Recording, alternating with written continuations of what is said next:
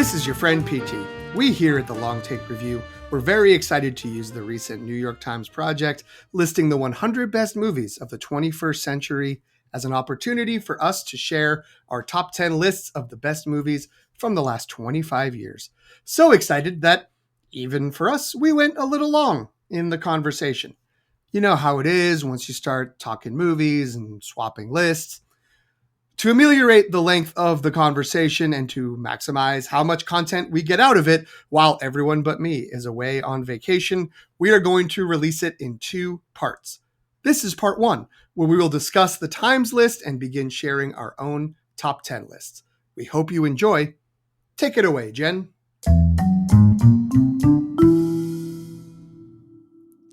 Welcome to the Long Take Review, where 4 college professors talk film, providing insight, not assigning homework. I'm your host, Jen Sobchak-Bankard, and I'm here with the best podcasters of the 21st century so far. First, he's everybody's favorite parasite. It's PT McNiff. How's it going, PT? I can't see anything that I don't like about you. Right now, I can't. I'm doing well, Jen. How are you? I'm doing great. I'm ridiculously excited for this episode. Hopefully listeners will find out why. Yeah. And he's going to take us for a ride on Mulholland Drive. It's Greg Cass. How's it going, Greg? The one not from LA. You know that ringing in your ears? That ee? That's the sound of the ear cells dying, like their swan song. Once it's gone, you'll never hear that frequency again. Enjoy it while it lasts. Jen, what am I if not an annoying ringing in people's ears when it comes to podcasting? So it's great to be here. Also very excited. Look, I'm talking second, but I can still take this, so I will. I came up with this idea. You all were going to live your lives not doing an episode about this. And so I will take credit that this is an amazing episode and we're going to have a lot of fun. And last but not least, with him around, there will be blood. It's Antonio Elefano. How are you doing, Antonio? Don't be so eager to be offended, Jen. The narcissism of small differences leads to the most boring conformity. I'm doing great. I'm so excited that Greg suggested this. As soon as he suggested, I was like, "Yes, I'm there. Let's do this." So I've been looking forward to this for a while. Amazing. So listeners, to kind of clue you in, we are referring to the New York Times put out a list recently of the 100 best movies of the 21st century so far. So that is movies that came out between 2000 and now, 2025. And so this immediately lit up our text thread. We were sharing what we hadn't seen from this list, our reactions to this list. And so eventually we realized that we should be recording our own episode to respond to the list and actually to come up with our own.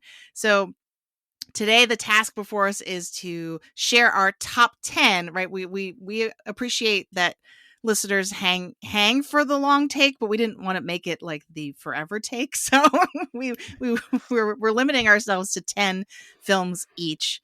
And we're going to share those after we kind of discuss about the lists in general. So since this is a list making episode, we're going to try to keep the whole conversation spoiler free. But obviously, if we want to issue a spoiler warning as needed in the moment, like as we're talking and we want to share something that could be construed as a spoiler, we will do that. We're giving you enough time to kind of fast forward 30 seconds or whatever it is. But first, before we get started, PT, if listeners think we're in their top 10 after listening to this episode, what can they do?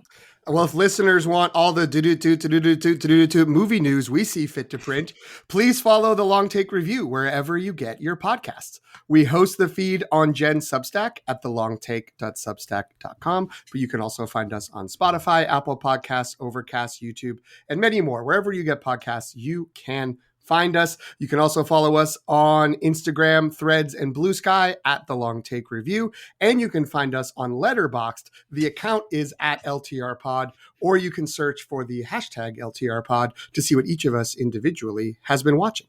Jen? Thanks, PT. So we're going to start with just reacting to the list, because that's what started this all when Greg sent the link to everybody. What did you think about the list? Greg, you go first. You brought it up. So listeners, just to give you a little just picture of my life, is I was on a 2-week vacation at a lake house. So I was on a screen porch one morning with a big steaming mug of coffee. And my wife, who is a New York Times subscriber, was like, here you go, buddy. Here's a gift link to the full list, because they parceled it out slowly over time. So this was like, the whole list is out. Take a look at this. And it was like the best morning of like my year, because I could just sit there and I was reminded so much of like movies I'd forgotten about, things that meant a lot to me at the time, but it kind of faded in my appreciation. And then the best gift to somebody like me, a checklist I can put in Letterbox and then go fill in slowly over time. So I will say, generally speaking, I thought the list did a very good job. I think we can nitpick a bunch of omissions and a bunch of things that are maybe ranked a little too high. I think there are some ways in which, so for example, the list skews a little male, but that's also the industry, right? Like, I think that it reflects some of the trends in Hollywood across the 25 years. And so you can't really blame the list for that, but it also reflects some of the good trends in the last 25 years. Despite the best efforts of a 100% embargo on importing films, there's a lot more foreign films here, right? And like, we're going to see a lot more kind of international, like we've been seeing in the Oscar race. And so I generally, like, of course it's fun to fight with a million things on it, but I think it was pretty solid. And I have to say, I think the critics list is better than the readers list, which came out later. And it was when they let the public, Jen's normies, vote. It got a little too popular, a little too slanted for my taste. So I'm going with the critics, as is probably, my failing as a person, but it went pretty well. I'm going to throw it to Antonio. Antonio, what was your reaction when you went through this list? I loved it. It was like Christmas for me too. I love a list. I love quibbling with a list, but I think that this is an excellent starting point for someone who wants to sort of get into like critically acclaimed film, but doesn't want to go all the way back to like Citizen Kane. Like, right? It's like a syllabus of film, but it's with actors that you've heard of, right? For like a lot of young people, right? Like I introduced I had a summer class and I introduced them to Anatomy of a Fall, and you could tell that they were really into it, but they were also like, what is this? Why have I never, it's like not part of their whatever. So they were asking me for movie recommendations. And so, I was like, this list, this New York Times list is a good thing. If you want to take a look, I think that these are like accessible to you. I think what I really liked was the balance between art house films with blockbusters. As soon as like I looked at the list and the first entry was Superbad at 100, I thought like, okay. Very good. Very good. I like that it represents like a whole gamut of moviegoers. Like our podcast is very focused on the Oscars, and the Oscars are this nice alignment of cinema, art, and like this in a particular moment in history. It's like a time capsule. But what I like about lists like this is that it like puts films decades apart in conversation with one another, and they ask what films have endured or will endure over time. So it's not a representation of a moment in time, but of just like the possibilities of this form and what has moved cinema forward or what will move cinema forward. We're all roughly around, we just talked before about like where we're all roughly around the same age. So the 2000s represent sort of like college onward. Our time is young adults. So I think that it feels especially special to like think about the films that have defined our like adulthood, our collective adulthood. PT, what were your thoughts on the list? I'm with you both. I had a great time. I was checking in sort of day to day as they were revealing, I think 20 at a time. And that was very fun to sort of like, oh, what's in here? And then sitting down and trying to read through the full write-ups afterwards. I was just kind of skimming the list in the on the daily reveals. But yeah, it feels like one of the sort of, when Greg was pitching, we should do an episode, he was like, well, they did an episode about this on Unspooled, which is a movie podcast. And I don't think we talk about that much, but it's with Paul Scheer and Amy Nicholson. And that started as before Paul Scheer was on, there was another co-host who's kind of a creep. And that's why he left the podcast. But it was called The Canon, and it was two film critics sort of debating whether a movie should be in the quote unquote film canon.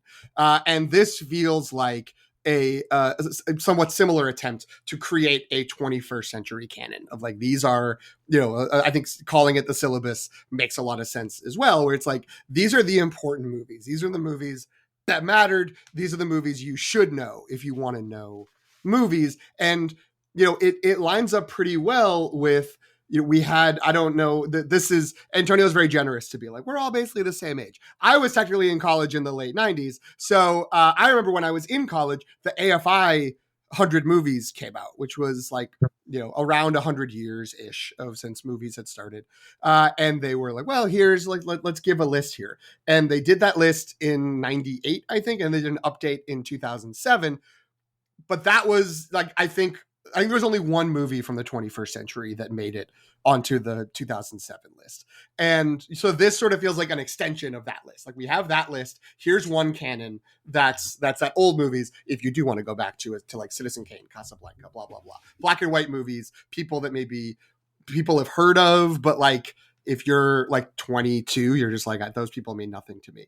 And this is like, well, what's happening now and what has been happening? And I think all the things that you've both been saying are really true here, that they were not shy about the genres. They were not like, precious about, the like blockbusters versus art movies, that it does show the sort of embracing of international movies, which maybe that is less about cinema has been embracing international movies and more that like I've grown up and I'm like, yeah, I know about that movie from France. I know about that movie from South Korea.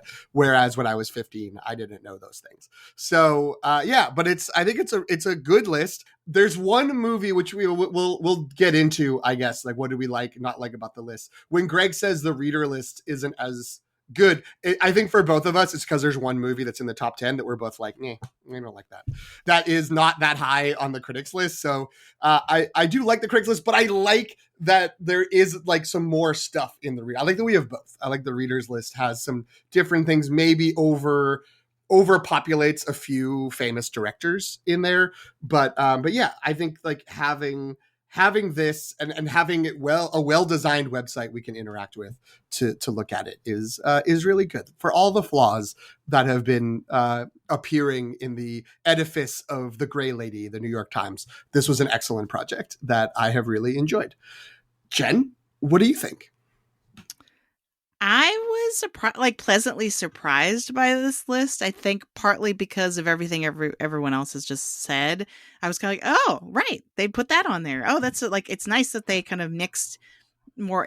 Because I do feel like the other big list, other than the AFI one that PT mentioned, is the Sight and Sound one, right? And that one is very like, we're stroking our chins and like trying, and we're wearing elbow patches and like we're trying to pick very artsy films, which I love, right? And we, people who listen to the show should know that we as a group like definitely appreciate those films. But for it to be only those films, I think is kind of a limitation. Whereas something like this, and correct me if I'm wrong, but this is the result. Even the critics list is a result of voting, right? Like they just polled a bunch of people in the industry. And it's not just critics. So, right. It's like, because I feel like when I was reading it, it was like Julianne Moore voted for this. And I'm like, what? Like, what's going on?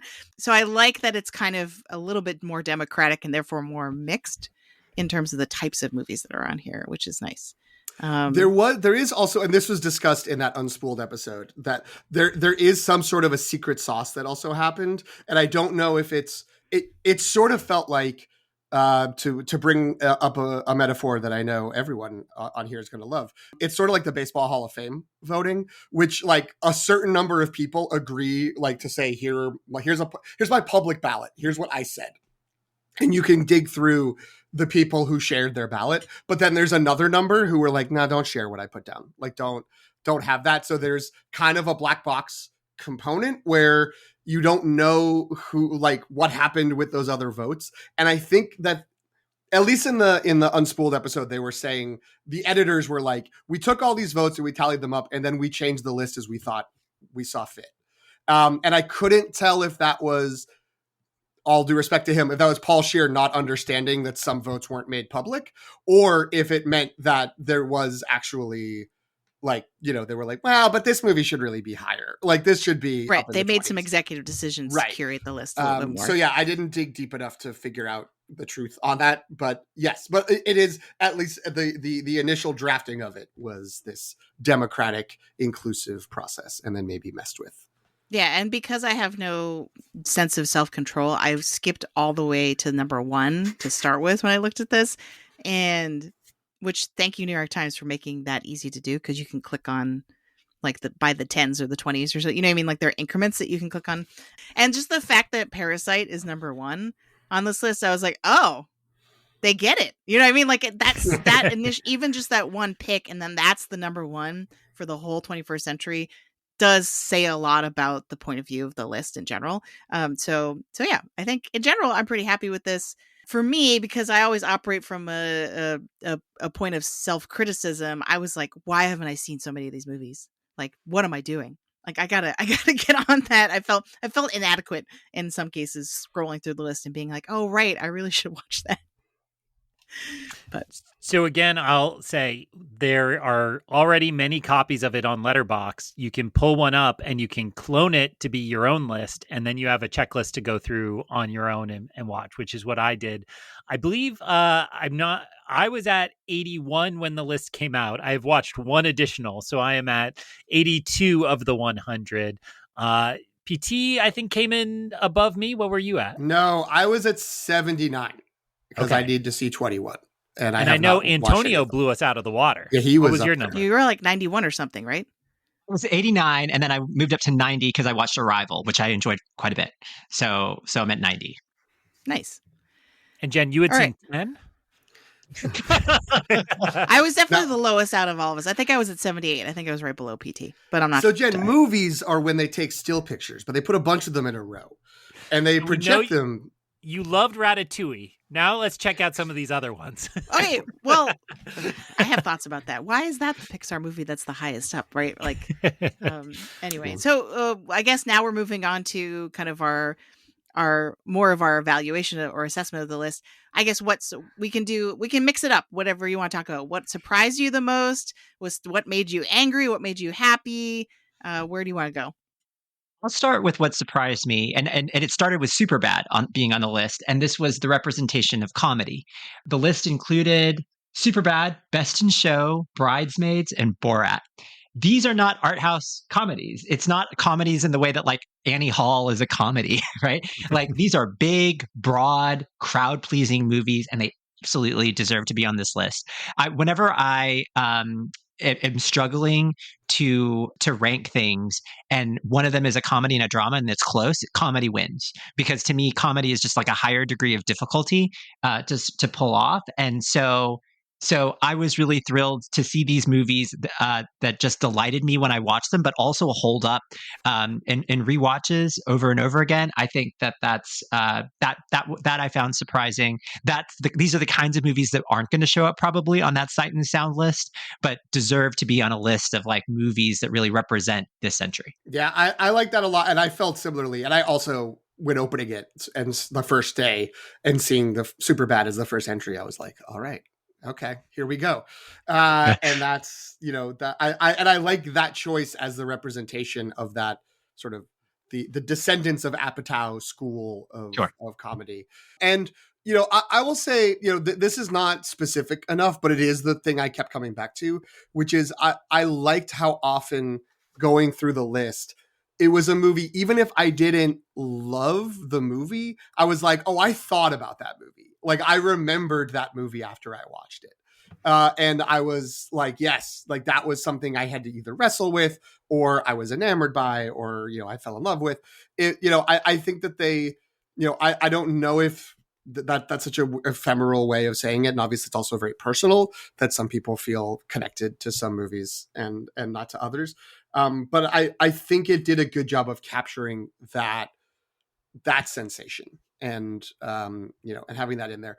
I won't say I'm surprised necessarily, but I would not have been surprised if they gave a little bit more, if they had given a little bit more to some big blockbusters. There are some big franchises that are not present in this list that they could have easily tried to squeeze in, and I don't mind that they didn't do that. But I did think that was a surprise that They didn't try to put Logan in. They didn't put one of the Marvel movies in. That would have been completely defensible. I have no issue with that. Like, I think that, they could have said, this is so crucial and important to what movies have been. But they didn't. And they have some other things. They have the Spider-Verse and they have the Dark Knight, for a superhero movie. So, I think that it's represented. But I was a little surprised on that, but more pleasantly so. I wasn't like irate. I'm sure there might have been people who are stronger MCU fans that were pounding the desk a little bit, but that's okay. Yeah, this doesn't feel like a list that's trying to check all of the boxes or kind of cover everything, or it's not trying to be representative of all movies in this time period necessarily. But even though it is more diverse than I would have expected, I think. Mm-hmm. But yeah, it's not like they're like, oh, we got to put one of these and we got to put one of these. It really does feel like more subjective than that. Which maybe is why it's different than the AFI and even the Sight and Sound, where people sort of feel like, I need to make sure I'm covering the scope of cinema. And it's more sort of, but what are the, what's really connecting with me? Right. Because you could call a list like this, or you could make a different list that is called the 100 movies that represent the 21st century, right? That would be a different list than this one. This one is using the word best, which, listeners, is something we struggle with when we were trying to plan how we were going to go about doing our own list. Like, are we doing best? Are we doing favorites? What are we doing? Like, what does best even mean? So that in of itself is best is a loaded term, but it's clearly not like trying to kind of hold a mirror up to the historically, right? Yeah, I was enjoying thinking about that gap that between, like, I have a lot of favorite movies over the last 25 years, but they were not even consideration for something that I'm labeling best. And that is, to me, that's the beauty of being a movie fan, right? Is sometimes I turn on one side of my brain and I get challenged and I think a lot. And other times I go see F1 and cars go vroom, vroom, vroom. And so I'm happy and I don't have to worry about that. And I think that also speaks to the inclusion of comedy. I will just shout out, I'd kind of forgotten about Little Miss Sunshine. I don't know if that's my error, or that was such an important movie that summer. And I don't remember laughing as hard as I laughed at that movie in the theater for a long time. And then, like, I haven't rewatched it. Maybe I watched it 2 or 3 times after that first year. And it's like, oh yeah, that's still out there. It's not quite like I want to show my son that yet. But like, I would sit down with my wife and watch that. I'm sure we'd have a perfectly good evening, seeing that. So I do think they balanced that really nicely, and yet balanced it the other way too. That's like, okay, Letterboxd fan, you going to these rep screenings. Have you seen these? Have you, watched a lot of subtitled films? Have you seen, quieter releases? And I think that really helped challenge people in both directions, because I think those two movie crowds should talk more to each other. That being said, when I pulled up the list on Reddit and somebody was like, let's talk about most snubbed, and the first comment was like, where's Scott Pilgrim versus the Universe? I was like, all right, dude, come on. I love Scott Pilgrim, but come on, you get 100, you don't put Scott Pilgrim on. And so I do think that that's the fun of a list like this, is letting everybody speak up with their favorites and then making fun of each other and challenging each other and so on. The one other takeaway I'll mention is I left the list feeling pretty basic, because I felt like there are a lot of movies that I champion that I feel like I'm the only person I know, or those conversations like Antonio was talking about. I tell students, see this movie, and they've never seen that movie. Like, our library gives everybody Canopy. So I'm like, open up Canopy, find this. And like, they're all on this list. So I found like a lot of my favorite directors, a lot of my favorite kind of low key, nobody else saw this, are here. So I felt like, oh, maybe I'm not as unique and special a snowflake as I thought I was. Or it means you're right. It just means that you've won. Amazing. All right. I think. Wait, can I throw one other insight in before? And I want your take on this. So one other thing I noted, and a lot of the coverage of this noted, they had trouble. There's a way in which there's an anti-recency bias, right? In that it's hard for something from like 2023, 24, 25 to make this list because it hasn't had that staying power. So I wanted to challenge you all. Were there ones from that era that you were really surprised to see on here or you enjoyed being on here. So I will offer one, and this is a direct affront to Jen and her most hated actor of all time. I was really excited to see After Sun, starring Paul Mescal, everybody's favorite Irishman, on this list, because there was certainly awards buzz around that, and he won, and it was a really good movie. But I feel like that's one of those ones that disappeared after its home video release and nobody's really talked about. And so the fact that that got remembered as one of the more recent films, I thought was really good. Hey, Antonio, is there one of your favorite movies from recent years that made it through to the... Yes, Past Lives, making it on the list obviously thrilled me. I will. Sorry, what was it? What was the movie you just said? After Sun. Oh, After Sun. I will say the thing about After Sun is that I really liked After Sun a lot. But the people who love After Sun, there's like feel very passionately about it. Like they will revisit that film. It just like breaks their heart every time. And so yeah, it was surprising to see, because it even in the sort of like art house world, it didn't register quite as much as some other things on this list. But I think it just shows the passionate following that it has, and so yeah, it's great. All right, sorry, Jen. Here's my one thing is, like, if it's the first 25 years and we're including 2000, I don't think 2025 movies could be eligible, because that's the 26th year. Oh, that doesn't mean whatever. If we included them, That's fine. But I was just a little annoyed by that. Well, does it say that it's supposed to be the first 25 years? I think it just says 21st century, which would include both, in my opinion. That's true. That's fair. I guess I took it as like, the opening of it is that, things have changed dramatically over the past 25 years to make it seem like it's the first quarter. Whatever. It's fine. I don't know if anyone put a 2025 you're right. movie. The big picture has been doing an ongoing series where they're slowly with one episode here and there revealing I think they're calling it the 25 for 25, right? So they might be doing your rule of not including anything from. It also would be talk about recency bias. I mean, it would have to have come out in the last 6.5 months. So that might be hard to say a movie there, even my favorite movie, which I think I'm probably not alone in having it be my favorite movie of the year. Like, I put it on my initial really long list before I was like, I can't judge this. This is crazy. Like, this doesn't make any sense. All right. Well, One last pregame question. Then I'll shut up, Jen. I swear to you. I just want to know, because we pride ourselves on being 4 professors who talk about film. I want to hear, what's the highest ranked film you have not seen? So I'll go first, and I will say that at the time of the list came out, the true answer was I had not seen number 15, City of God. I am separately working on a movie project where I was given a poster of like 100 essential movies, and that was on there. So that's the one I watched since then. So now my highest ranked movie I have not seen is number 19, Zodiac, which I've been intending to get to for a while, but I've never seen. So I haven't seen that one either. That's my shame, up that high. Yeah, well, this is funny, because I was going to say, when we were switching into our list, I wanted to set the over-under for myself of how many of your all movies I haven't seen yet. I'm putting it at 4.5, because there's some big ones I've missed.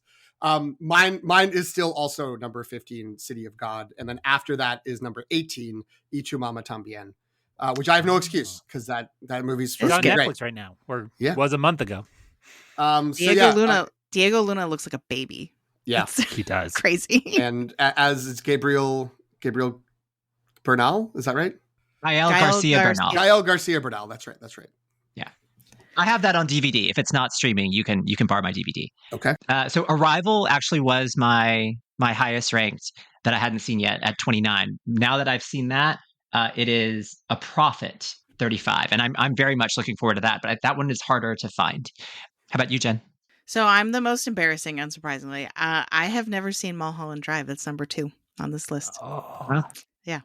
So I cannot tell you why. I only just watched that after David Lynch died, because I was like, I don't really like David Lynch. And then he died, and I felt bad about that. But then all the tributes to him made me be like, I got to go and try again. And I have been able to better connect. And Mulholland Drive was so good, I almost put it in my top 10, even though I was like, I've only seen it once, and it was a couple months ago. So take that for what it's worth. That it is very good. That's the same for me, Jen. And maybe this is a hot take. I think if he hadn't just died, that wouldn't be as high as it is. I think that's it's right. a good movie. Not saying it doesn't belong on the list, but number 2 feels like a real. That is very high. Yeah, it would be in the top 10, but not that high.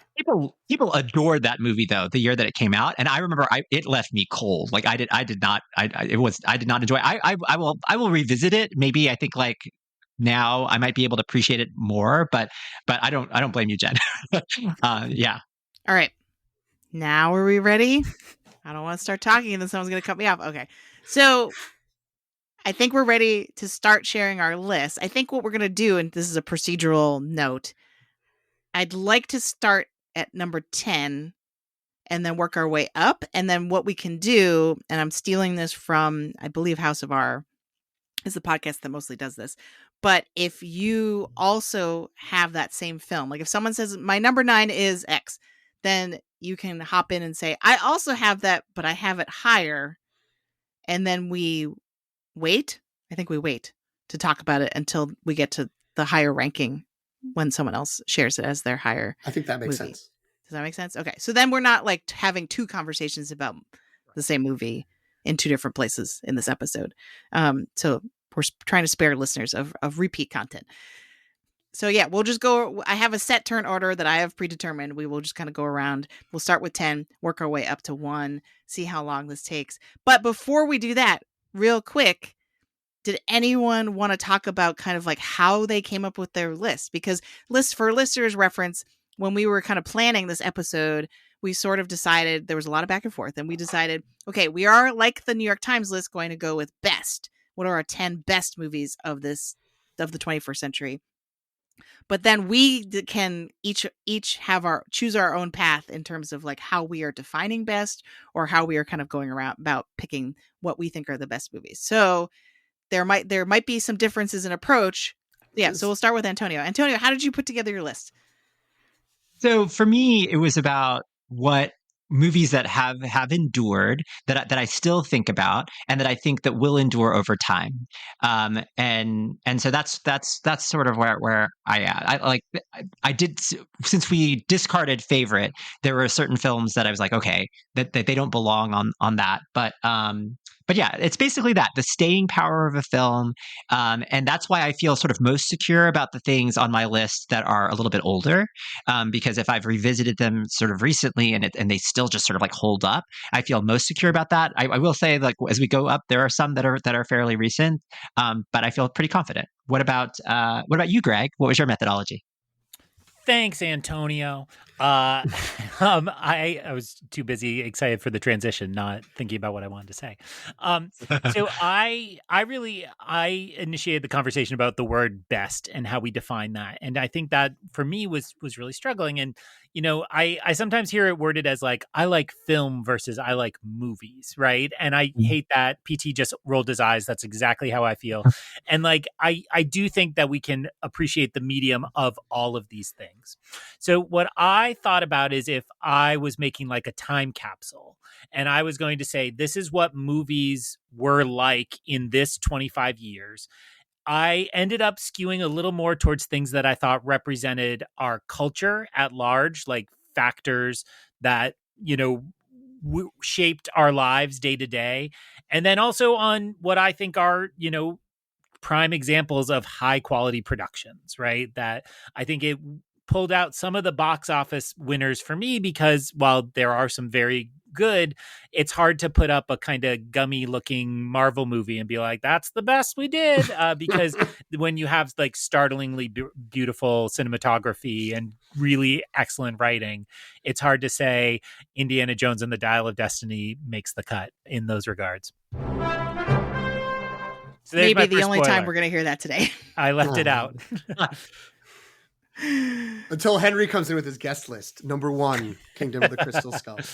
I'm in a similar ballpark as both of my colleagues here, where it was like, obviously, like, me liking it is important. So like that favorite element isn't missing, but it's something beyond just like I have a good time sitting down and watching this. It's like there does feel like there's something deeper, and that like what Antonio was saying of like it had this resonance. It like either had like an instant emotional connection where I was just like, oh my God, what an experience. Like what in various ways and whatever that may be, whatever it was aiming to do, I just felt really connected to it. And also that it has stayed with me over time. And when I, like assembling this, I was saying earlier, I probably unsurprisingly had the craziest process of just going through this list. The New York Times had, I don't know if they still have it, but when they were, the readers poll was still open, they put a link to a thing where it was every year, every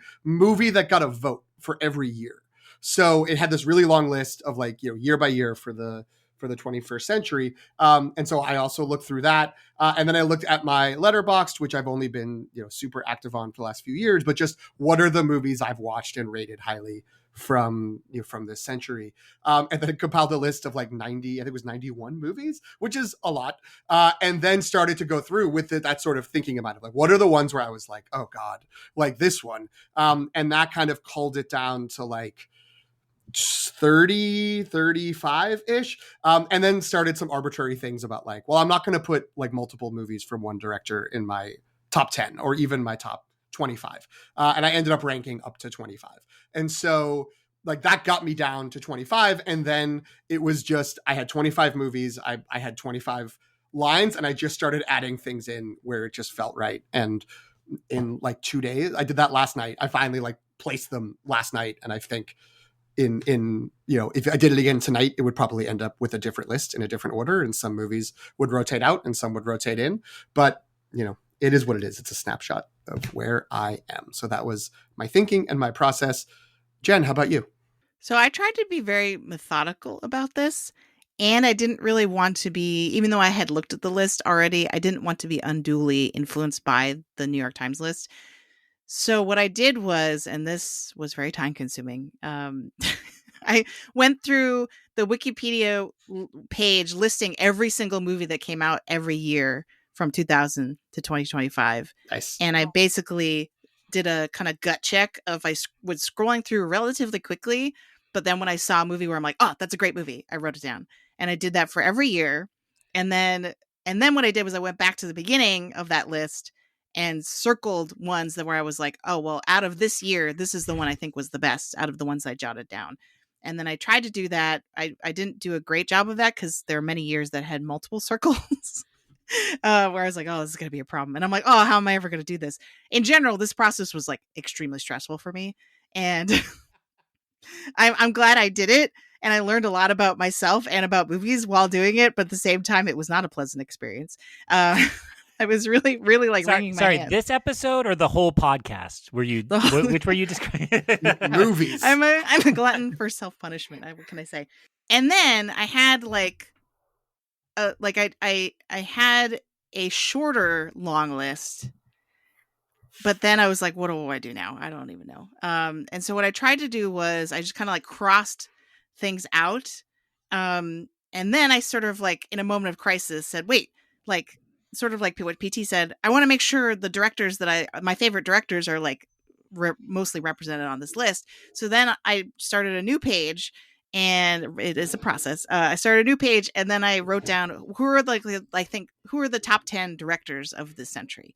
And part of that was like I noticed just kind of observationally that a lot of the same directors kept coming up on my longer list, where I was like, oh wait, like every movie by, and I don't want to spoil anything, so I'm not going to say, but who it was, but like these three directors, like all of their movies have gotten written down in my notebook. Right. So then I was like, okay, like I want to make sure I got all my people on here. And so then I wrote down all these directors and then wrote like my favorite 1 or 2 movies by them. And then kind of cross-reference that with this longer list. And then, and I think this is the last part that I did. And then I went back and I looked at all the Best Picture nominees for every single year, just to make sure I didn't miss any, because I was scrolling through Wikipedia very quickly to be like, oh, wow. And then I went and looked back at the New York Times list to be like, okay, are there any like glaring omissions, movies where I'm like, I'm going to be super embarrassed that I forgot to even consider. So, and then I still didn't have only 10. I had like maybe 15.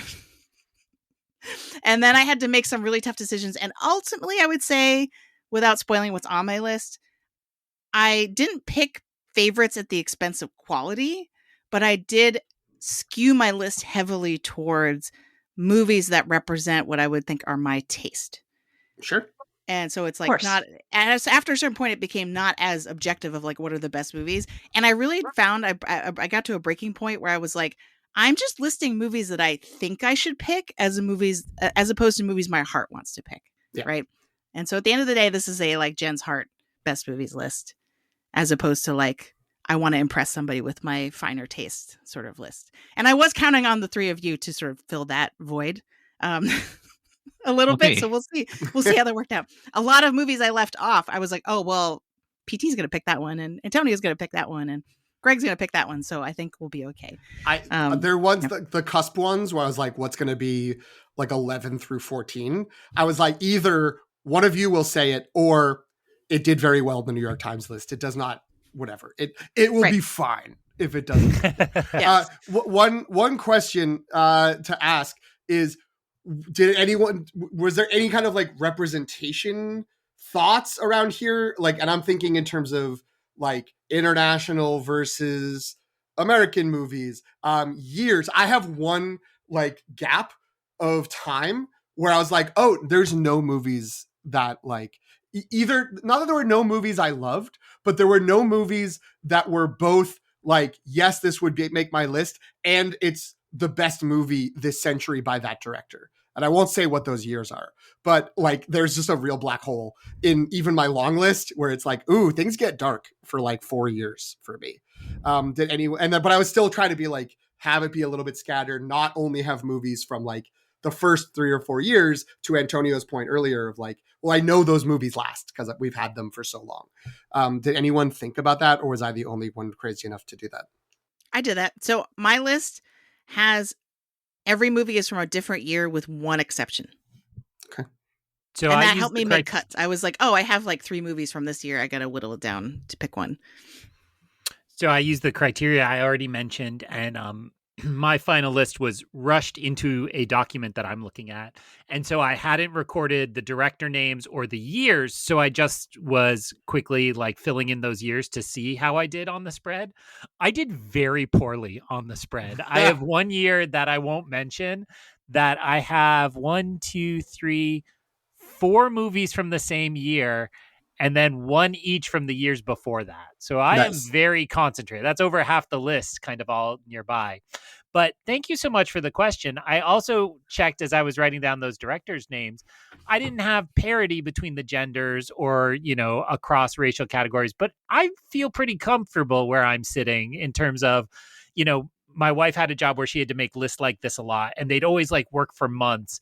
And then like the first 5 minutes, the display of books was up. It would be like, you didn't put a single Hispanic writer, screw your store, and I hate everything. And it's like, the process doesn't allow you to check for all that necessarily. And so like, it's very, very easy to be on the outside, but I am confident in those categories as well. I feel pretty good.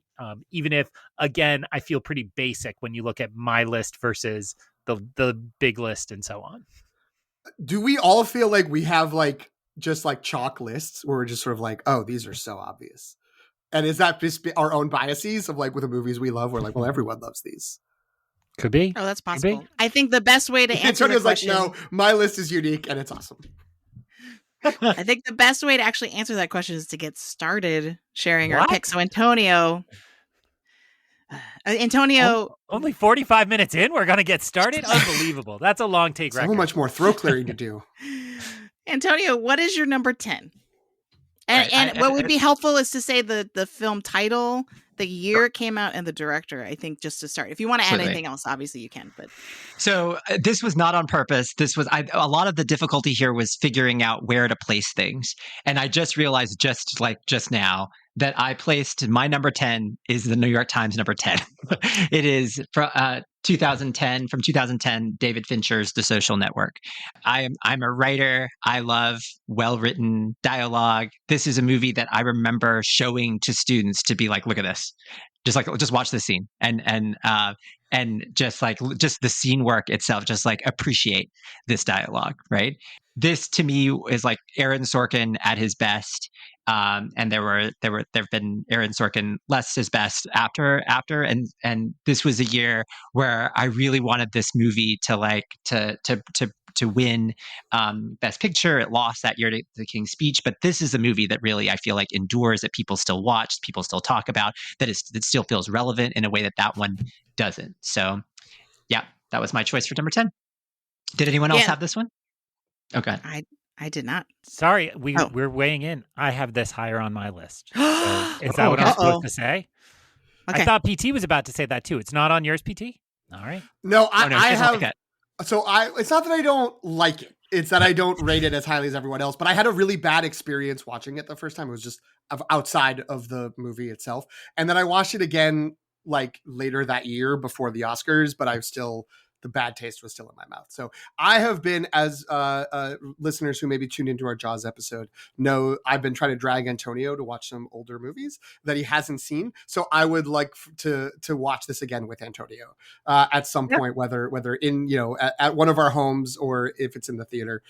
So I can give it another shot. I respect the quality of it. But yeah, anyway, I'm glad it's on here because I know it is a beloved movie. I was really banking on someone else having this on their list, which is why I omitted it from mine. So were we talking on air when I said my bicycle is in this film? Yes. So, all right. I didn't know if that was on air or before the mic. So no, it was. I think it was on my list featuring my bicycle. So we'll leave it at that. I don't remember what episode it was, but you definitely talked about it. All right, Greg. What's your number 10? I just want to say, shout out House of R. That feels exactly as brutal as it feels like listening to it, where you're like, oh, you're really warmly talking about something I love. Shut up. We'll talk about it later. So apologies for the brutality of that. Actually, kind of like House of R, I'm going to do just the tiniest bit of a smuggle here. Just the tiniest bit, which is that I ended up putting two films at my number 10, and they fill the same lane, but I did choose one. So the one that did not quite make the cut was Inglourious Basterds. It is very important. I think it's my favorite of Tarantino's. It's a very good movie. It talks a lot about the way fascism is creeping up on all of us in this time period. But with that lane, I had to, of course, vote with my heart, and I went Grand Budapest Hotel is my actual number 10. Oh, thank goodness. So Grand Budapest Hotel is, of course, Wes Anderson. It's from 2014. Should I talk? Nobody has it higher?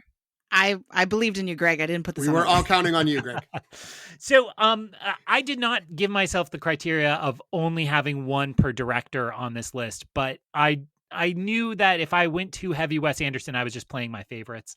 And when it comes down to it, I do think this is his best movie. I think it shows all of his skills at writing, at set design, at everything we love Wes Anderson for, but it also does something bigger and more important than his other films. So my personal favorite, which almost made it on, was Royal Tenenbaums, but I replaced it with Grand Budapest simply for those reasons. And 2014 is before the rise of neo-Nazis and fascism, or, in the early days of, but it is startling how relevant this movie felt when I watched it earlier this year, preparing for Phoenician Scheme.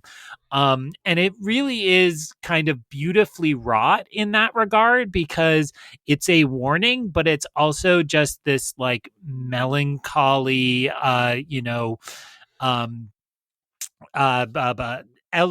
elegy to this kind of fallen life, and it's inspired by the work of Stefan Zweig, who wrote a lot about what Austria was like before it fell during World War II, and you just get that kind of haunting, aching beauty in a lot of the scenes, and the I believe the Hans Zimmer score with the kind of solo choral yodeler, that all just kind of comes through. Also, like, it's the time the layering of the Wes Anderson narrative frames worked best for me. Yeah, I mean, everything you say, I would co-sign. There was a degree of like, well, Greg will have Wes Anderson. Like, I don't know if I need to have that. This was also, in terms of process, And I apologize if I'm saying this and stepping on anyone else. But I went through the process I said I went through. The movie I missed in skimming through things was the Royal Tenenbaums. And then I was like, oh, because in my mind, for some reason, I thought that was 99. But it feels like a it's 90s not. film. And so then I was like, oh, well, I want the Royal Tenenbaums on my list instead of Grand Budapest. I went the opposite way. And it ended up for me at number 12 because it was like, but it was really hard. Like the top 12 was hard to maneuver. And it did sort of end up at 12 partly because I was like, we're going to talk about Wes Anderson. I don't have to worry about that. Like that will be okay. Yes, but I think the argument that Grand Budapest is a better movie and also more, has those relevant elements for our time are very fair. And I encourage listeners, if they want to know more of our thoughts on Wes Anderson, they can go back to our Wes Anderson Shorts episode, which I think is almost 3 hours long. That also talks about, we rank his movies. And you can listen to the 2015 Oscar Fairy Flashback when we talk about the movies of 2014 and include much praise and discussion and rewarding to, although we could maybe do more if we went back again, of the Grand Budapest Hotel. I also want to say that this movie, while I really appreciate some of the messiness and the kind of capaciousness of later Wes Anderson movies, this one is the pinnacle of, it's like elegant and crisp in its storytelling in a way that I think you could argue he peaked at this movie in terms of that. So yeah, great choice, Greg. All right, PT, what's your number 10?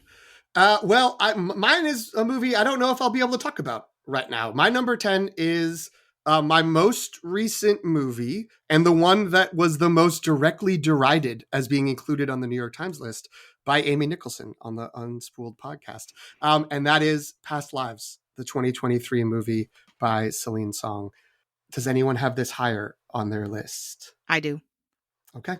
Then I will wait and I will talk about this movie when the time comes, but let it be known it's on my list and I love it and I can't wait to discuss it. She was convinced there's a cult of past lives, and I felt like she was calling out Antonio directly. So you might want to listen to that just to hear, like, she's like, amazing. People just don't understand this is not that great a movie, which I was like, oh God, those are fighting words. Well, but it was a combination of like, this movie is okay, but also it's just, no one will think about it in a year. Like we're at the end of the time when people will think about it. And I just firmly disagree. But I don't think that take is going to age well at all. Well, I don't think so. Yeah, I don't agree with a lot of Amy Nicholson's takes. I'll just put it that way. All due respect to her. Jen, what's your number 10? So my number 10 comes from very early in this time period, and that is Ridley Scott's Gladiator. And this movie is really on here because, as I've talked about, I'm not going to belabor it and repeat it. On previous episodes, I've kind of talked about how this was a very foundational movie for my movie fandom. Like I saw it in high school and it changed my life kind of. And the fact that we had to review Gladiator 2, a lot of bad things came out of doing that episode. But the best thing that came out of the episode was rewatching the original Gladiator, and it still holds up to me. And so I really wanted to make sure this was on here. Is it in terms of like depth? That's why it's number 10. Like, is it sort of the best movie? No, but I think in terms of big blockbuster filmmaking and historical narrative, it really still hits a lot of highs. I'm assuming nobody else had this on their list. No, but it's a great choice. And it is a movie that, like, we talked about this in the Gladiator 2 episode. It's a movie where it's very easy to think like, yeah, that movie was good. I don't know. We really got excited about it at the time, but like, okay. And, if you have not watched it for a while, it's easy to forget how good it is and how much fun it is to experience and enjoy. And so I was also happy to revisit that and see like how much I got wrapped up in it and how it is a really good movie. And yeah, I remember vividly you being like, what's good? Russell Crowe, an Australian, you can trust them. You can believe in them. Like, what a guy, a real man. I shouldn't even have opened that door, but that's on me. Okay. Antonio, what's your number 9? My number 9 is from 2021. It is Ryusuke Hamaguchi's Drive My Car. And I have this higher. Okay, then I will shut my mouth. All right, Greg, what's your number 9? It's so abrupt and it's so mean. I know. Yeah, it serves Now I'm its thinking we purpose. should have done this differently, but It's like Or do it a the opposite. reverse Uno. The thing in theory we should do is have shared the list earlier so we knew, but then But I we like missed the the surprise. reveal. Yeah. Yeah. The Wampa's Lair does the one person goes and the other says, I will reserve comment on that. And sometimes that feels a little nicer, right? So we could hear Antonio's soliloquy and then PT's later. But let's not change horses mid-race. So number 9 on my list is Portrait of a Lady on Fire, the Celine Sciamma film from 2019. I have very few times I've gone to the theater kind of in a mystery of what I'm about to see and gotten totally, completely blown away. And this is absolutely the peak example of that. And part of that is it was kind of buzzy, and there was a weird thing that year where, like, I think it was in some awards races the year before, and then the US release didn't happen in time. Something kind of funky happened. I don't remember the specifics. So it was like it arrived here well after the buzz had kind of come and gone. And I went to a evening showing at the only art house theater in town showing it. And I just found this to be just startlingly beautiful, and probably would hit the top of my most romantic films I've ever seen. We're keeping it spoiler light, but I will say there is a long take. Hey, that's the name of the show.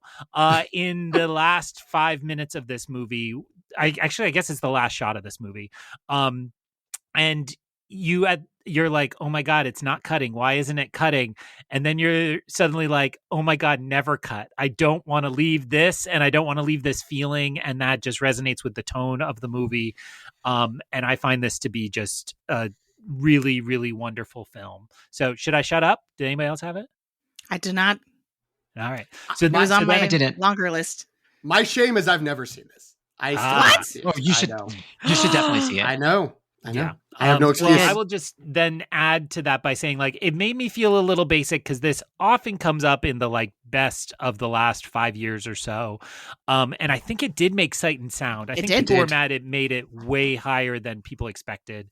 And I do think the formula of the Sight and Sound list, this will inevitably drop dramatically, I'm sure, by next time. But it is well worth seeing, and it's a really wonderful film. So that's my pick. I think it's streaming on Hulu. Yes. Because it's a Neon. That's Most Neon that's right. releases go to Hulu. Yeah. That's how I saw it. PT.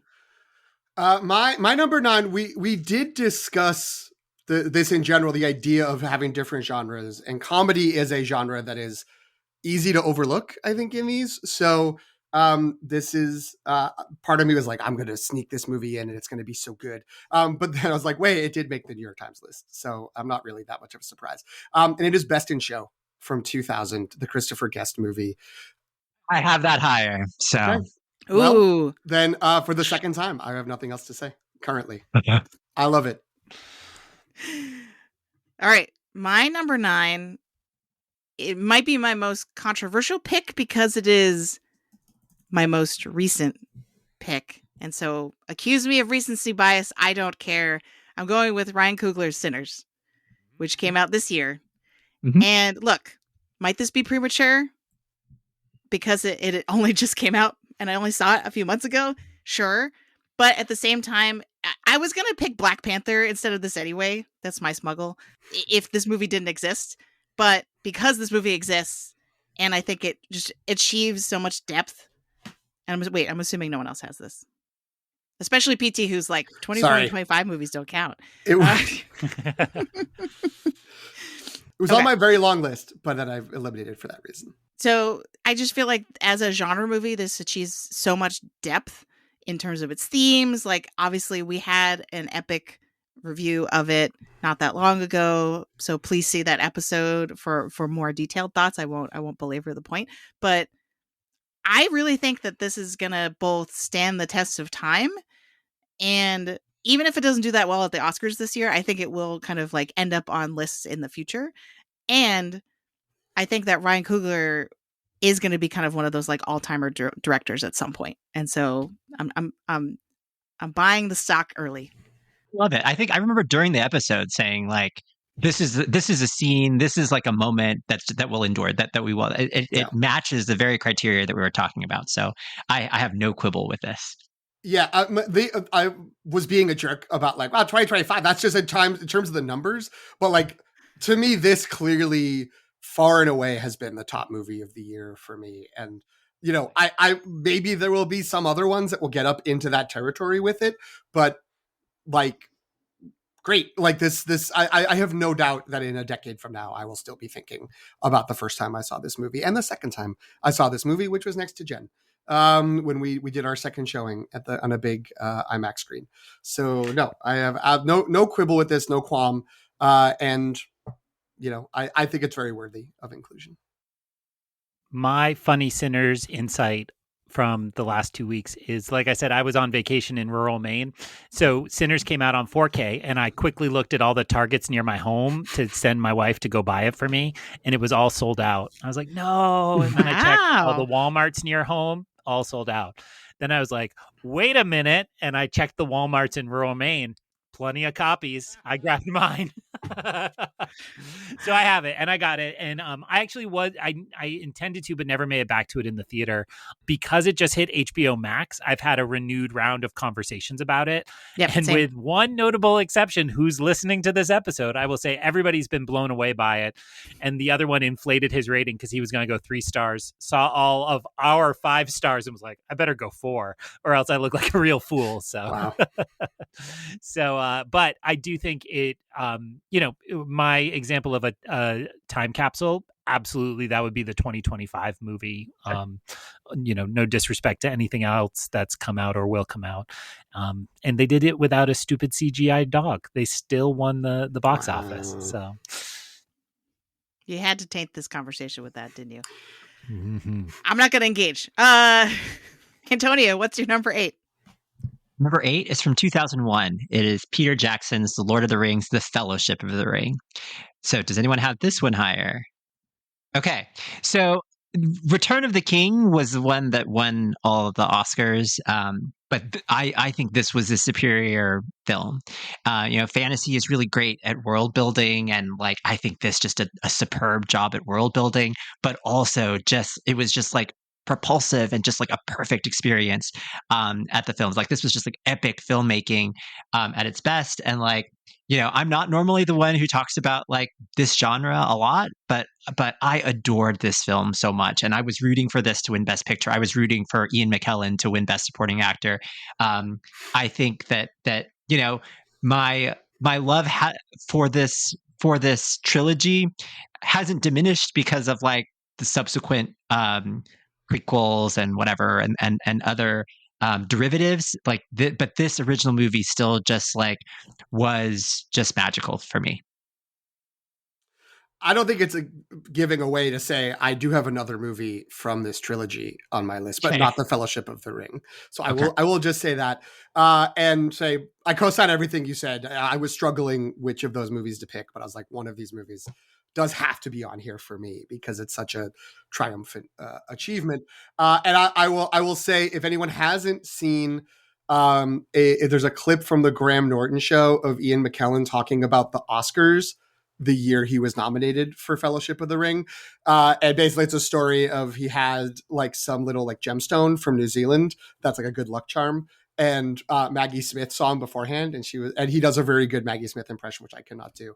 But that she was just like, "What's that?" He goes, "Oh, it's this good luck charm for from New Zealand, because I'm nominated, and so I wore it." And then he's like, "The movie wins a bunch of awards, but I didn't win."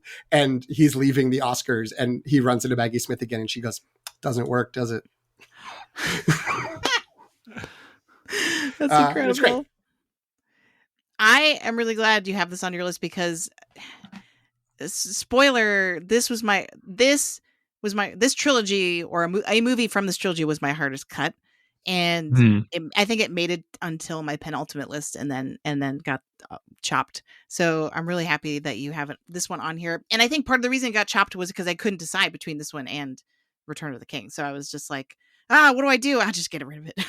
So, but this is a comfort watch for me. This trilogy, I had the extended edition box set. I mean, I still do, I guess. I used to watch that every year. I just throw it on, and it was really comforting. And so, this Mine's is even in peak. arm reach. Look at that. I have mine amazing! right Yes, at hand. I have that too. That is pure Excellent. physical media nostalgia. This box set where they look like books. So yes, good. it's awesome. So, yeah, so this is an awesome pick. This was also for me really hard. And, they put Fellowship in the main list, and then the readers, I believe, took all 3 of this trilogy on their top films. And I just want to call out, with no disrespect to PT, respect for Antonio picking Fellowship and the New York Times, I guess, because I think that Fellowship has become underrated somehow in this trilogy. And people say, like, it's the most boring, it's the least successful. And I have a friend who's only watched half of it and then quit because he didn't want to get to the others because he was so bored. And it's like, I just find Fellowship to be the best at establishing those characters and those relationships, and in many ways the most quotable, I think, right? Second Breakfast, for example, and other little moments. So I would say Fellowship is my personal favorite of the 3, and in some ways I might even go best because of like how small and intimate they managed to be in fantasy. And this is so unfair, but I kind of expect Return of the King stuff from fantasy. I expect big armies and battles and so on. So it's interesting that that's the one that got all the lauds. But good pick. I was sad to leave Lord of the Rings off it. If I made this list at 2010, I'm sure all 3 would have made the top because I went through a lull, but I love those films. So, Greg, how did you tell this friend you're no longer friends with them? I'm just curious. It was in a group, and he was shamed out of the conversation for like 30 minutes, where the rest of us just kept talking about Lord of the Rings. So Excellent. It was covered. Two quick things of my Fellowship of the Ring memories. One, I did have a friend who was so mad Tom Bombadil wasn't in it that he was like, "This movie's bad," until the other 2 had come out, and then he was like, "That's the best one." So I don't know exactly how that evolved, but maybe contrarian takes is his stock in trade. And the other was the first time I saw it, there was someone near me in the theater who did not know that this was a trilogy and did not know this movie wasn't going to end with the type of resolution that he wanted, because it like ends with Sam and Frodo going off in the boat, and he was like, "What the hell? It's over?" And it was like 2 hours and 20 minutes in. I don't know what he thought was going to happen to wrap this up, but he was very mad, and he complained the whole like gathering his stuff to his companions, and was just really loudly grumbling. And I thought that was fun. I just want to shout out too that this is, to go to the Tom Bombadil point, this is that omission, that cut withstanding, or maybe because of cuts like that, this is a really incredible feat of adaptation, because I think I used to read these books since like 7th or 8th grade all the time. They were they arguably are my favorite still, like, and I never would have, before these movies, never would have thought they would have been really adaptable for the screen in any sort of authentic way. But you're right, like the Fellowship of the Ring establishes the correct tone. It makes us love hobbits, which on paper, that's a tough sell in a lot of ways to the average moviegoer. And so, yeah, I think it achieved so much in this first movie. So I'm glad you picked it. All right, Greg, what's your number 8? My number 8, thank you so much for asking, Jen, is from the year 2007, which makes it the second oldest film on my list. I thought it was the oldest, but the second oldest film on my list. From 2007, directed by modern day demigod Tony Gilroy. It's Michael Clayton. Should I continue talking? All right. I'm just going to say, I know all of you so well. I feel like I've played this correctly. So continue. I do not have this on my list, but I'm glad you did. I actually am choosing not to continue because I'm so mad at you all for omitting Michael Clayton. So no, Michael Clayton to me is a wonderful like this should not work movie that is incredibly engrossing. And I saw it in its initial run, and then actually, the second time I ever watched it was back when I had COVID, and it was right before Andor, the television show. And for people who don't know, Tony Gilroy went on to create and showrun Star Wars Andor, which is the most incredible Star Wars thing created, at least in this time period we're discussing here, among other things. So he is among that class of like Aaron Sorkin screenwriters that can have something be incredibly talky, but every single line is doing incredible work and ratcheting up tension in certain ways. This to me is George Clooney's best role, maybe not my favorite, but his best role. And then I would also say this is the movie that introduced me to Tilda Swinton. And, basically since this movie, I don't believe it's her first role by any means, but kind of her breakthrough in America, at least. And, I have always loved when she shows up in a movie from then on. Like, I always get the names wrong. The Killer? She was in The Killer for one scene, right? Mhm. The Yes. Michael Fassbender Netflix David Yes, Fincher movie. not the John Woo movie or the remake of the John Woo movie. Right. She was in that one with Fassbender. And like, I think our film life would have been a lot less rich if we didn't have Tilda Swinton over this time period, right? Like, she's one of the figures to me that emerges during this time period and really becomes a mainstay of so many films. And maybe that's my Wes Anderson love showing. So I love this movie. And then Tony Gilroy going on to create such great Star Wars has made me reappreciate and return to this movie. And it goes up every time I watch it, which is not always true for movies of this era. The only reason it's not on my list is because I've only watched it once. And that doesn't, like, I have movies on my list I've only seen once, but like I knew this was one where I was like, oh, if I had gone back to this a couple of times over the years, this would be one of my favorites, I'm sure. But because of the shuffling of, gosh, all these movies, and also how stacked 2007 is, which is funny because I think I didn't end up with any 2007 movies on my list, spoiler. But there's a few that are right on the outside of my top 10. And this one ended up just being like, I just haven't revisited it, but I want to. I know I'll love it. I was blown away by it at the time. I'm glad it's on here. I'm glad someone had it. Someone's picking up my slack because I dropped the ball on this one for sure. Yeah, and to go to what Antonio was talking about earlier, the writing in this is just so rich and smart. I think it's one of the smartest screenplays I've can recall. So yeah, great pick, Greg. This is also, I mean, yeah, this is a year that had like two very big movies kind of fighting it out at the top, but also like some other movies that I think, which I won't say because what if they come up, that were kind of clamoring around. And I saw Michael Clayton last of the movies I saw going into the Oscars that year. And I was really just sort of like, this movie looks like it'll be fine. Like, there's no way it's going to like be punching at the weight of these titans that it's up against. And I was blown away by how good it was. This one won the Oscar for this, right? But I recall it being somewhat of a surprise, or at least thinking that it wasn't. She wasn't like a sure thing, that she hadn't won like every precursor leading into it. But I was delighted by the win because this is a wonderful, wonderful film. Yeah, she is. Also, Tilda Swinton Tom is the only Wilkinson win. as that guy, like, he's somebody Yes. who I saw a lot, and Yeah. then when I saw this movie, I was like, I'm gonna remember that's Tom Wilkinson because he rules. And again, that stock paid off. God, all right, just sorry. I know this episode's going to last 5 hours if we keep doing this, but best supporting actress lineup that year: Tilda Swinton wins. Cate Blanchett for I'm Not There, Ruby Dee in American Gangster, Saoirse Ronan for Atonement, and Amy Ryan in Gone Baby Gone. Like, that's a good Wow. category. Strong five. All right, PT, what's your number 8? Well, we can talk about it now because this is where I had Drive My Car, which is the 2021 movie by Ryosuke Hamaguchi. This is was just a just wonderful meditative experience. This was still like it was still like COVID-ish when I saw it. It was like, at least when my experience seeing it was paying for a screening that I could watch at home that then had a Q&A afterwards. I think it was through whichever film company distributed it. Might have been Neon. I'm not certain of that. I think it was a. This says I don't think Bidder's it- End on Wikipedia. I don't know if that's. I don't think it's Neon. I think it. But any event, it was.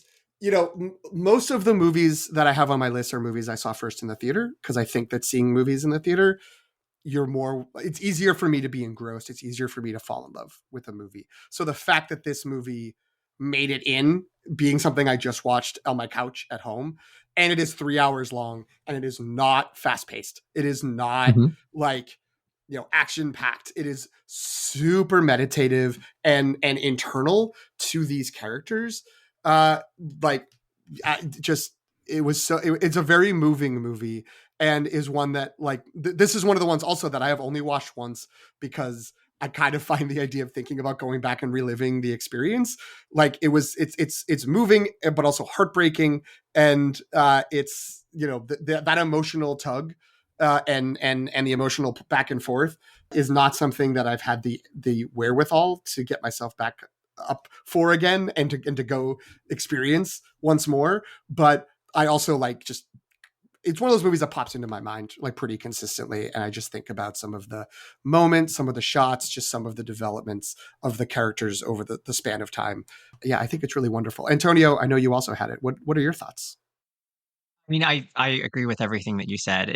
I also watched it at home. I've only watched it once, but it was like just this haunting movie for me, and a movie that, as it continued to unfold, it felt like increasingly sort of slippery. Like I just when I thought I sort of understood what it was, it evolved into something else, and sometimes that can make me impatient as a moviegoer. But here, I was just drawn in the way that you're drawn into like a really great novel that you just want to continue on with these characters and see what happens. And it was a very singular journey. And I remember that year, I think, being a fairly strong year in film, and it won the best international feature that year. But I was rooting for it for best picture as well, because again, among a really strong field, I still thought this was just the film that has just stayed with me and has just stayed in my heart.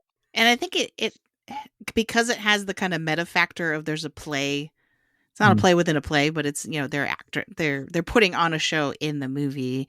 I think it also kind of that's a hard premise to pull off a lot of times, and I think it does it so elegantly where you really get as invested in them putting on the play and the sort of lofty ideas about performance and acting and who you are and who you show to other people, and it ties in, and then that perfectly ties in with all of the sort of interpersonal drama with the characters who are putting on the show. So yeah, this is a great pick. This is a very LTR pick. Yeah. Yes. Yeah. This would have been sweeping the LTRs if we were doing the awards that year. It would have gotten 3 or 4. Ton to add because you've all explained it so well, but I will just say I think it didn't make my list because I've seen it once. I really enjoyed it, and it was like it faded somehow. I don't know if that's in the fog of COVID, not literal COVID, but like the fog of lockdown and such. I know I watched it at home, but I think it wasn't until the like last minute run up to the Oscars. So but very, very excellent film. So this would be a bad movie to cram. If you're like, I got to watch 4 movies before Sunday and it's Friday, this would not be a good movie to throw on in that context. All right. My number 8 is Past Lives. So we can now open the floor for a discussion of Past Lives. I will say that we do have an entire episode of me and Antonio talking about this movie. So if you are very excited that 2 of us have chosen this for our list, like I would recommend going to listen to that. It's a great conversation. But yeah, I think so. This is another one sort of like my Ryan Coogler pick. This is like, I'm buying stock early because I do think Celine Song is just getting started, and considering how incredible this movie is and how incredible the writing was. And I will say it's not just kind of like a prestige pick, because I think the people, the naysayers of like, oh, it's not that good, why is everyone getting so excited, I think is kind of a strong reaction to the idea of like, oh, like we've just all ordained this movie as like a prestige selection. But the one thing I did when I was trying to narrow down my list was I went back and watched the trailers for all of the movies that I had on kind of like, I think like it was like 15 or 20 movie list, like my penultimate version of the list. And I tried to pick movies where just revisiting the trailer made me really excited and want to watch the movie again. And this holds up absolutely, right? Because just her explanation of Inyun and like and fate and the premise, maybe it just means it's a really good trailer, but I was like, oh, I gotta watch this again. This was my hardest cut. This was my number 11, actually. So I adore this movie, obviously. But I'll say, like, I think I just talked to someone this past weekend, someone who's like in her early 20s who watched it at my recommendation and loved it. I showed it to my in-laws when they were here like a couple of years ago. They really loved it. And like and the people keep saying like I gutted, like you're just gutted by the ending. And to me, it's a little bit of a litmus test. Is just like, do you have a beating heart? Like if this movie doesn't do something to you at the end, like there's something amiss. But sorry, I wasn't on my list, so I'm not going to talk any longer. Who PT, yeah. Yeah. Well, first I want to say I love as the episode unfolds that we're getting like an onion layers of Jen like adding lore to her strategy where she's like, I also did this other thing that took 20 minutes. I also did this thing that took even more time. And we just slowly peel away the fact that she spent like 50 hours on her list. And I love that. I think that's what we should all get a lot of sleep last night. Let's just do it that way.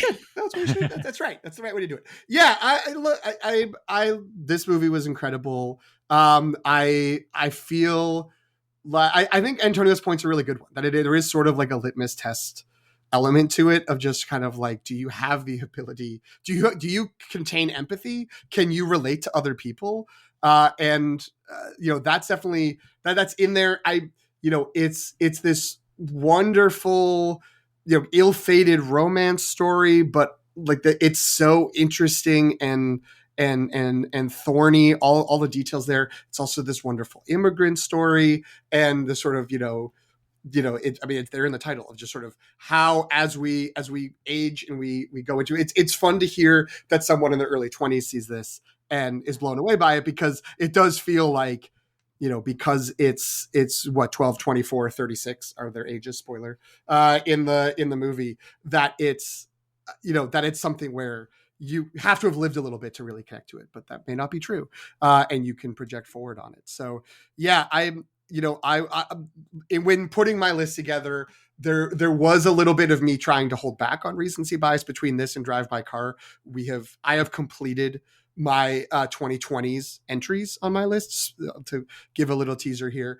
But it's interesting that there's other movies that I really loved from obviously these last few years. But these two stood out as ones that like have lingered in a way that even ones that I have gone back and watched, multiple times, they haven't in exactly that same context. So, I think this movie is here to stay. I think, Celine Song is a real talent, but I also think if she never does anything worthwhile ever again, this would still stand as just a wonderful picture.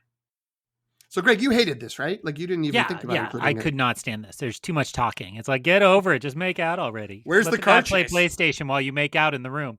I just wanted to note, we did a fantastic job of getting right on Materialists, and we kind of talked about Materialists before the discourse, capital D, of Materialists came out. And it's really fascinating that the only take I've heard from anybody in my life who saw it is this was not the movie they marketed. And it seems like we felt that. And yet I'm so sad, because I think if they really found a way to make people clear on what Materialist was, I don't think it's a perfect film, but I think it has a lot to say and a lot of really interesting things to say. But if you're sitting there going like, this is not my rom-com, and I don't mean that dismissively, if you're promised a rom-com, you want the rom-com, then I think you're soured on that experience. But, I do think both films, but more so Past Lives, prove that Celine Song is a strong talent. I really hope she doesn't get sucked into a Marvel movie or some other Jurassic Park movie or something like that next. I hope she continues to find this niche where she can write her small scale ish films and present them. The best compliment I can give to the staying power of this movie is just anytime I read a news story where Celine Song is mentioned as like the 20th person involved, I send it to these three. Greta Lee. I said Celine Song. Greta Lee. I'm like, Greta Lee's back. She's coming back. Like, don't worry about her. Like, she's still here. And I do think that this film was so strong, it will make me always go for a Greta Lee movie, because she's so the center of this and is really wonderful in it. Yeah, and I think when I went back to the trailer, the thing I was astonished by the most and like had almost forgotten was she is absolutely luminous in this movie. Like she just like the second you see her face, and you're just like, wow, like that's like, I'm glad I this whole can see movie's about her. pining for her from a continent away. Right? Yeah, it makes sense. I buy it. All right, Antonio, what is your number 7? Number 7 is from 2005. It is Ang Lee's Brokeback Mountain. So Ang Lee, I love Ang Lee. Crouching Tiger, Hidden Dragon, I think was in this eligible 25 years. So 2000. it was eligible here. So I consider that. But this to me is his masterpiece. This is like one of the biggest, like not just my Oscar trauma, but like a lot of people's Oscar trauma when this lost. But what a stunning film! What a stunning accomplishment! I think it was recently re-released. Is that right? Yes. I didn't make it to the theater. I wish that I had the time to go see it in theater, but I remember watching it in 2005 and just being just like bowled over and just being just so sad for spoiler alert, I guess, by the end. But just a stunning achievement, and it definitely belonged on this list. It made sense that it was on this list, on the New York Times list. Mm-hmm. I was listening to Little Go Men, and I think it was Richard Lawson said that he managed to go to one of the re-release screenings, and he was really pleased that one, that it was full, and two, that it was mostly younger people. Mm-hmm. So, yeah, I think it says a lot. Yeah. Yeah, this is one, it was, I actually just like was shocked at myself for looking. It's like, it's not ranked in my 25. It's the first movie after my 25 on the like list after. So I guess it's 26. But this is partly I've only seen it. I saw it in the theaters, and I think I saw it once, like a year or two later. And I haven't gone back, and it's been 20 years as the 20th anniversary re-release. But it's devastating. It's such a good movie, and it's absolutely. I'm glad it's on our collective board here. I'm glad it's on the New York Times list. The trauma is real. It's crazy. This movie did not win Best Picture that year, though unfortunately understandable but crazy, or at least explainable, not understandable, explainable. But this is an absolute masterpiece, and yeah, it's one of those movies where if you start thinking about it, you can just get emotional in an Albertsons if you're not careful. I have never seen this. Oh, this is my like, oh my gosh, what are you doing here? Long Take Review Film Festival, where we watch these movies that we haven't seen. Yep. Yeah. And I 2005, I was graduating from college. Maybe I was busy. I was too busy seeing Revenge of the Sith. I missed this movie, I guess. That's terrible. But yeah, I have no excuse. I got to see it. It's a movie that like I had seen clips from for so long that I thought for a while that I had seen it, and then I realized, wait a minute, no, I actually haven't seen it. Ernie Pruill short story, also very good. So you should. It's a quick read, and then the film. Yes. Jen, I'm not going to make fun of you because I think I saw this within the last year. It was also a major hole for me, and then I watched it and loved it. But I do think like participating that far after the fact, it's hard for me to then be like, yes, I'm a champion of this film because I came to it so much later and felt like I missed it. But it still blew me away on home video sometime probably over the winter. And home video, how old is this guy? I think it was streaming somewhere. It's like one of those that's so well respected, it's easy to leave off your list because PT said this about something else. It's like it's gotten its attention, it's gotten its due, but it really is striking. And I was just trying to find it and I couldn't. Shout out to the clip of it's the Thunderbolts press tour where David Harbour talks about his scene in Brokeback Mountain, and I forget which Thunderbolt he's paired with. They're like, what? You were in that movie? Are you kidding me? Like, no, like, and they're like shocked that he's old enough to be in that movie is how I interpreted it. And he says something like, yeah, I'm the third gay cowboy who gets left out of the love triangle. And so I don't really make it. So it was a very funny moment from earlier this year. Greg, what is your number 7?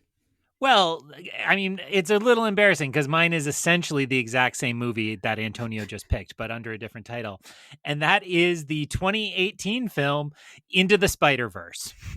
So So here's what I want to say. This is my quick take on the list. The list did a pretty bad job at animation, right?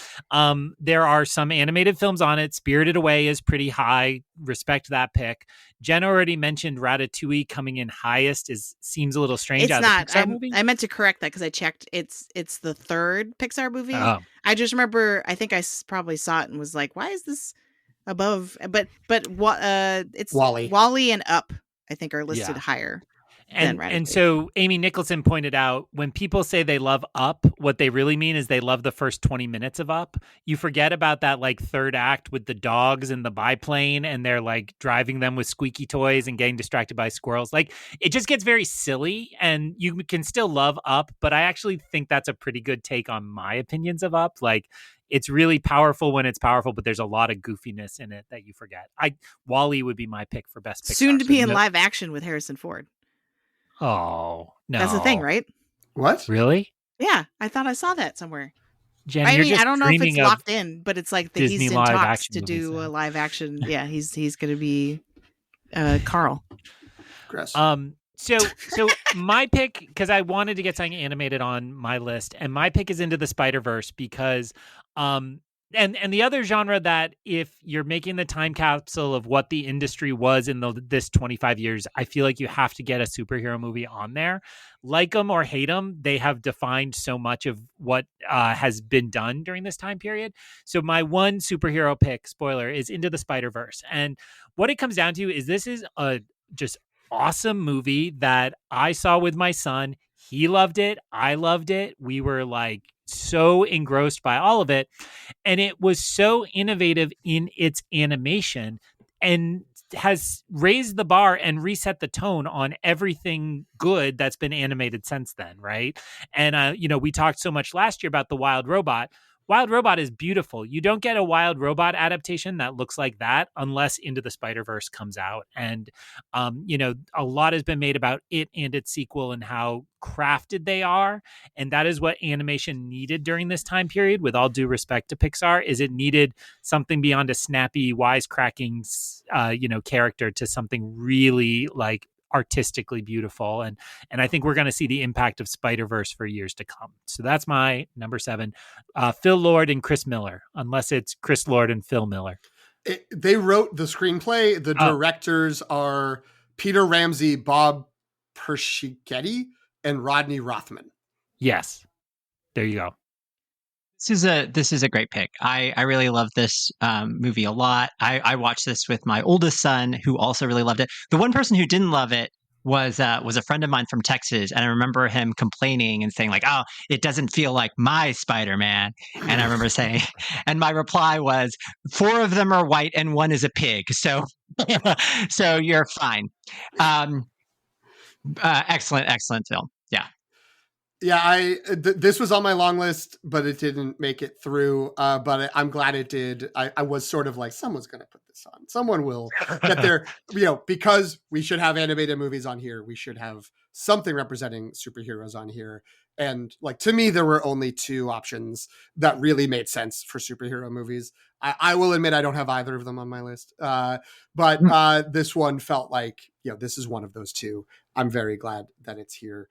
The one animated movie in my top 25 is kind of obscure, but I'm still not going to say it in case someone else says it. We can maybe mention it later. But great. I'm glad this is here. Great pick, Greg. This is the real punk rock pick, because I feel like when we look back at this period in film history, right, the MCU is a big part of it, no matter how you feel about those movies, right? And it really defined the industry for so long. And so to pick the animated Spider-Man movie, I think is well done, Greg. This one also survived many rounds of cuts on my list, so I'm glad you have it on here. Just for curiosity's sake, when we're talking about the MCU, which I'm sure we'll unpack in the big Fantastic Four episode, Kevin Feige just came out with a big like state of the MCU interview. It was in Variety and a few other places. And one of the things he revealed is they want to bring Miles Morales to the MCU, but Sony has said, you're not allowed to touch it. Don't even bring up the conversation until we finish our trilogy, which I actually think is the right move, even though I'd love to see a live action Miles Morales. So after 2032, we'll have a chance for Miles Morales. Not really. So- I saw that they just talked about why it was delayed again. They're like, we just want to get it right and we needed the right IMAX window. And then it's like June 27, I think is the current date, after Yes. the initial promise being March 24. So that's crazy. If you are really into the Spider-Verse movies, Greg and I have a great review of Across the Spider-Verse in our feed way back if you scroll back. We're doing a great job of plugging our own episodes. I know. I This didn't is- expect this so to be smart. like a clip show, but it's it is kind of like it's nice to know that we've covered so many of these movies, or movies that are related to them. All right. Jen, that's PT. a great transition because the next movie on my list is one that you can go back and listen to a recent episode about. If you go back to the 2018 Oscar Ferry flashback, you would hear a lot of talk about Get Out, the 2017 movie by Jordan Peele, which is my number 7. Please stop talking. I'm done. I'm Nice. done. I'm just shocked I had it higher than you, but we'll get to know. that when we get Yeah. to that. All right, my number 7, I believe PT already alluded to it, but didn't say it, and that is Christopher Nolan's The Dark Knight from 2008. I'm assuming that was the other option That for is representing correct. superhero movies. So I mentioned earlier that there were certain directors that kind of kept popping up when I would, in terms of movies, I would flag as possibly being on my list, and Christopher Nolan was one of them, with a notable exception of Interstellar, probably. And, the big picture had the same dilemma where they were like, we want to have a Christopher Nolan movie on here. I think they originally were going to go with The Dark Knight, and then they switched to Oppenheimer, which also, the record shows, I love that movie also. But this one to me is really what caused, even more so than the MCU, a gear shift in terms of what superhero movies could be and could look like, and how they could be taken seriously. Obviously, the Heath Ledger performance in this movie is iconic. I went back and watched like a short scene with him and was like, oh wow, like we really messed this up, just the universe. Like, why don't we still have Heath Ledger around? And it's, Christian Bale is a great Batman, and just, a lot of the movies on my list, sort of like what Antonio said about the Lord of the Rings movies, has amazing and kind of transporting world building. And I do feel like The Dark Knight, out of all the live action Batman movies, does come the closest in terms of like bringing us to another world that is Gotham. And so, and there's a lot of ways in which it does that, but I'm not going to get into that. But yeah, so this is my superhero movie represented. I mean, excellent pick. I'm glad someone had to put it on here. It was vying around for a position for me, but I couldn't find room for it. I was in between this and Memento for Christopher Nolan, neither of which actually Nolan is not represented in my top 10, unfortunately. But though, yeah, this is. I remember I saw this movie. It was like, because they had so many showings, it was like the 12:03 showing at midnight at the AMC Fenway, right by Fenway Park, and being absolutely like blown away by this. And it's probably the movie. Well, okay, that's not true.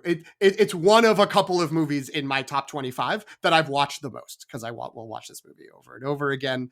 It's so good that even though the third movie in the trilogy is a mess, it's still, I think, one of the best trilogies that's been made, certainly this century. And I also think almost all the problems in The Dark Knight Rises are because of the death of Heath Ledger, and like them trying to course correct for that and figure out what to do. But that's a whole other conversation. We could do a Dark Knight trilogy podcast someday. But yeah, this is a great pick. This makes sense. This and Spider-Verse, I'm glad they're both in the same round here, because these stand tall, I think, as if you want to know about superhero movies in the 21st century, but you don't want to get dragged down into a lot of mythology, but you're like, I just want to watch 2 movies that I can watch and they'll make sense to me.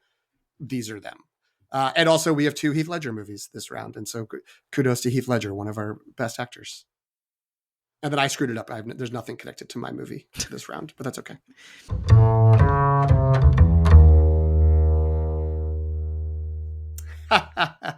Wow. What a great discussion. And the perfect place to leave you all with a cliffhanger. What movies will be mentioned next? How many times will someone have to stop talking about a movie they picked because someone else picked it higher? Will the Jen hates the Irish bit come up again? Tune into our next episode to find out. We'll see you then.